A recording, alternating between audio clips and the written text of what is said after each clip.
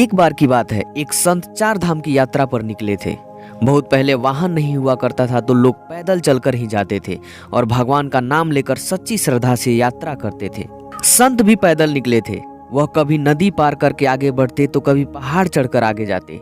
यदि थकावट लगती तो पेड़ के नीचे आराम करते। उसके बाद भगवान का नाम लेकर फिर अपनी यात्रा शुरू कर देते थे। एक दिन जब संत यात्रा कर रहे थे तो वह बहुत थक चुके थे। आसपास देखा तो रुकने लायक कोई जगह नहीं थी। फिर उसने अपनी यात्रा जारी रखी और फिर कुछ ही दूर में उन्हें एक गांव दिखाई दिया और वह उस गांव में अमरदास नाम के एक व्यक्ति के घर रुक गए। अमरदास ने उस संत की खूब सेवा की। जब तक संत अमरदास के घर में थे तब तक अमरदास ने उनकी सेवा निस्वार्थ भाव से की। और जब संत ने अपनी यात्रा फिर से शुरू करने के लिए अमरदास से विदा मांगा तो अमरदास ने यात्रा में काम आने वाली बहुत सी चीजें देकर उन्हें विदा किया। संत अमरदास की सेवा से काफी खुश हुए और अमरदास को आशीर्वाद दिया, भगवान करे तुम प्रतिदिन बढ़ते रहो और तरक्की करते रहो।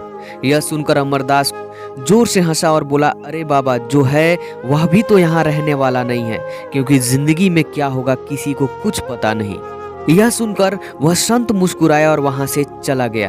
फिर धीरे धीरे संत ने अपनी यात्रा पूरी की। कई महीनों के बाद लौटते समय वह संत फिर से उसी गांव से गुजरा और अमरदास से मिलने उसके घर गया। अमरदास का सारा वैभव समाप्त हो चुका था। वह पहले जैसा नहीं था।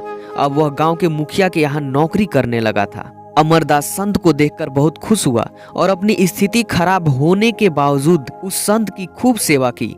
खुद जमीन पर सोकर संत को सोने के लिए चारपाई दी और खुद भूखा रहकर संत को भोजन कराया। यह सब देखकर संत की आंखों में आंसू आ गए और वह बोले, हे प्रभु, ये आपने क्या किया? अमरदास फिर हंसा और संत से बोला, बाबा, आप दुखी क्यों हो रहे हो? महापुरुषों ने कहा है कि भगवान इंसान को जिस हाल में रखे उसे भगवान को धन्यवाद देकर खुश रहना चाहिए। समय बदलता रहता है, आप दुखी ना हो, यह समय भी सदा के लिए नहीं रहेगा। फिर धीरे धीरे समय बीतता गया। देखते देखते 4 साल बीत गए। 4 साल बाद उसी संत का उस गांव से फिर से जाना हुआ। संत यह देखकर हैरान हो गया कि अमरदास तो अब जमींदारों का भी जमींदार बन गया है। संत को यह पता चला कि अमरदास जिन मुखिया के यहाँ काम करता था उसकी कोई संतान नहीं थी, तो वह मरते वक्त मुखिया ने अपनी सारी जायदाद अमरदास के नाम कर गए। फिर संत बोले, अच्छा हुआ वह समय गुजर गया, भगवान करे अब तुम यूं ही बने रहो। यह सुनकर अमरदास फिर हंसा और संत से बोला, या तो ये चला जाएगा या तो इसको अपना मानने वाला चला जाएगा, कुछ भी तो नहीं रहने वाला यहाँ। यह सुनकर संत मुस्कुराए और वहां से चले गए।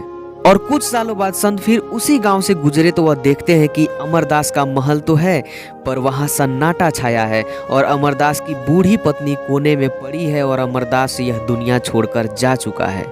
दोस्तों, इस जिंदगी का कोई भरोसा नहीं है। यह जिंदगी तराजू के 2 पहलू जैसा है। कभी झुकाव आपके तरफ ज्यादा तो कभी कम। जिस दिन झुकाव आपके तरफ ज्यादा हो तो गुरूर या घमंड मत करना, और जिस दिन झुकाव आपके तरफ कम हो उस दिन सब्र जरूर करना। फिर मिलेंगे दोस्तों अगली कहानी के साथ। तब तक के लिए अपना ख्याल रखिए और हमेशा मुस्कुराते रहिए। धन्यवाद।